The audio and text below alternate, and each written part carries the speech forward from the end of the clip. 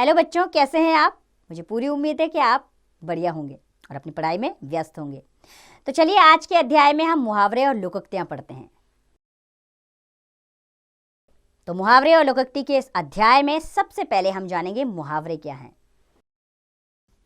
तो क्या होते हैं मुहावरे। तो बच्चों, जब कोई वाक्यांश अपने शाब्दिक अर्थ को छोड़कर किसी विशेष अर्थ को प्रकट करता है तो वह मुहावरा कहलाता है। मुहावरे वाक्य का अंश होते हैं। इनके प्रयोग से भाषा में सरसता, रोचकता तथा विलक्षणता आ जाती है। इसमें विशेष बात है जानने वाली, और वो क्या है कि वाक्यों में मुहावरों का मूल रूप ही प्रयोग किया जाता है, न कि उनका अर्थ। अर्थात आपको मुहावरे ही प्रयोग करने, उनके अर्थ नहीं। तो आइए ऐसे कुछ मुहावरे पढ़ लेते हैं। पहला है अक्ल का दुश्मन अर्थात मूर्ख। तो इसका वाक्य क्या बनेगा। जैसे कालिदास के अक्ल के दुश्मन होने का पता इस बात से चलता है कि वह जिस डाल पर बैठे थे उसी को काट रहे थे। अंगूठा दिखाना यानी कि साफ इनकार कर देना। कुछ लोग उधार लेते समय तो बड़ी चिकनी चुपड़ी बातें करते हैं, परंतु उसे चुकाते समय अंगूठा दिखा देते हैं। अगर मगर करना यानी कि बहाने बनाना। यदि तुम्हें मेरी पुस्तक नहीं लौटानी है तो साफ मना कर दो, अगर मगर क्यों कर रहे हो। आंखों का तारा यानी कि बहुत प्यारा। श्री कृष्ण, माता यशोदा और नंद बाबा की आंखों का तारा थे। आकाश छूना यानी कि बहुत तरक्की करना। 10वीं कक्षा में 2 बार फेल होने के बाद प्रथम श्रेणी प्राप्त करके यह मत समझो कि तुमने आकाश छू लिया है। आसमान सिर पर उठाना, बहुत शोर करना। अध्यापक की अनुपस्थिति में बच्चों ने कक्षा में आसमान सिर पर उठा लिया। ईंट से ईंट बजाना यानी कि नष्ट भ्रष्ट कर देना। कारगिल के युद्ध में भारतीय सेना ने पाकिस्तानी सेना की ईंट से ईंट बजा दी। कमर कसना यानी कि तैयार होना। उमंग कक्षा में प्रथम स्थान प्राप्त करना चाहता है, इसलिए परीक्षा प्रारंभ होने से पहले ही उसने अपनी कमर कस ली है। खिल्ली उड़ाना है जी हंसी उड़ाना। राह में जाते हुए एक अपंग व्यक्ति को देखकर रोहन ने उसकी बहुत खिल्ली उड़ाई। खून पसीना एक करना यानी कि बहुत परिश्रम करना। अरुण ने आईएएस की परीक्षा उत्तीर्ण करने के लिए अपना खून पसीना एक कर दिया। गिरगिट की तरह रंग बदलना यानी कि बहुत शीघ्र विचार बदल देना। आजकल के नेता चुनाव से पूर्व तो बड़े बड़े वायदे करते हैं, लेकिन चुनाव जीतने के पश्चात गिरगिट की तरह रंग बदल देते हैं।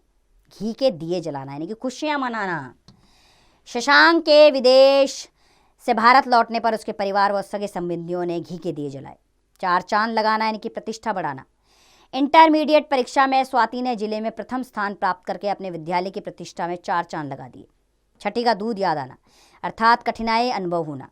पहाड़ी पर बने उस मंदिर तक पहुंचने में मेरे सभी साथियों को छठी का दूध याद आ गया।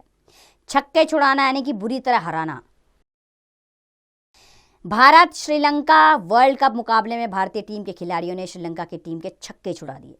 जहर उगलना यानी ईर्ष्यापूर्ण बातें करना। दूसरों के प्रति जहर उगलने वाला व्यक्ति अपने जीवन में कभी उन्नति नहीं कर सकता। दांत खट्टे करना यानी बुरी तरह हारना। हल्दी घाटी के युद्ध में महाराणा प्रताप ने अमर सिंह के दांत खट्टे कर दिए थे। दांतों तले उंगली दबाना यानी कि आश्चर्यचकित होना। ताजमहल की सुंदरता को देखकर विदेशी पर्यटक दांतों तले उंगली दबा लेते हैं। 9-2-11 होना यानी कि भाग जाना। चोर उस व्यापारी का नोटों से भरा बैग छीनकर 9-2-11 हो गया।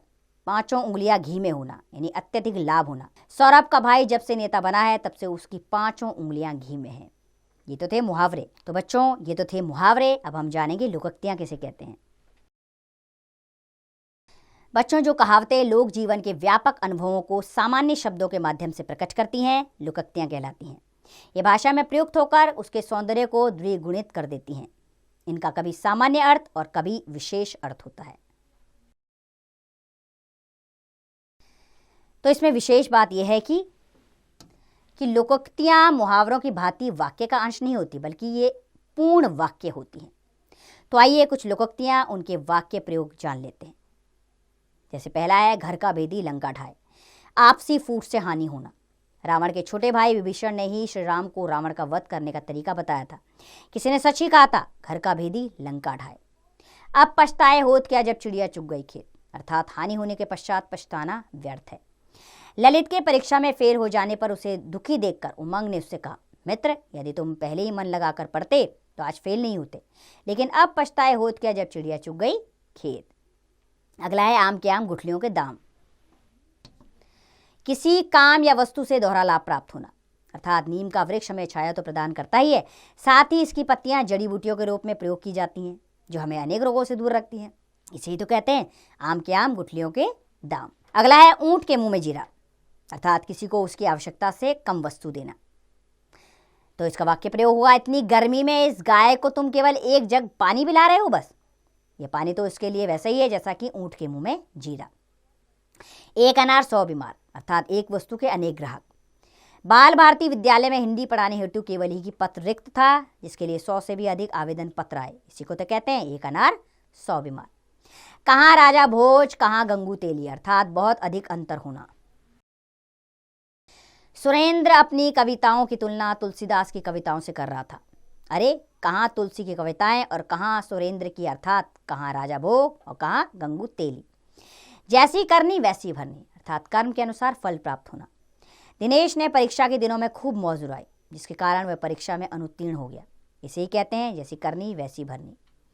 कोयले की दलाली में हाथ काला, अर्थात बुरे काम में बदनामी अवश्य होती है। तुमने अपने पिताजी के लाख मना करने पर भी इस बदमाश लड़के को अपना मित्र बना तो लिया, परंतु मेरी एक बात ध्यान रखना कि कोयले की दलाली में हाथ काला अवश्य होता है। नाच न जाने आंगन टेढ़ा, अर्थात खुद काम ना आने पर दूसरों को दोष देना। गायन प्रतियोगिता में महेश ने ठीक से गाना ना गाने के कारण वह प्रतियोगिता से बाहर हो गया, किंतु इस बात का दोष उसने तबला बजाने वाले को दिया।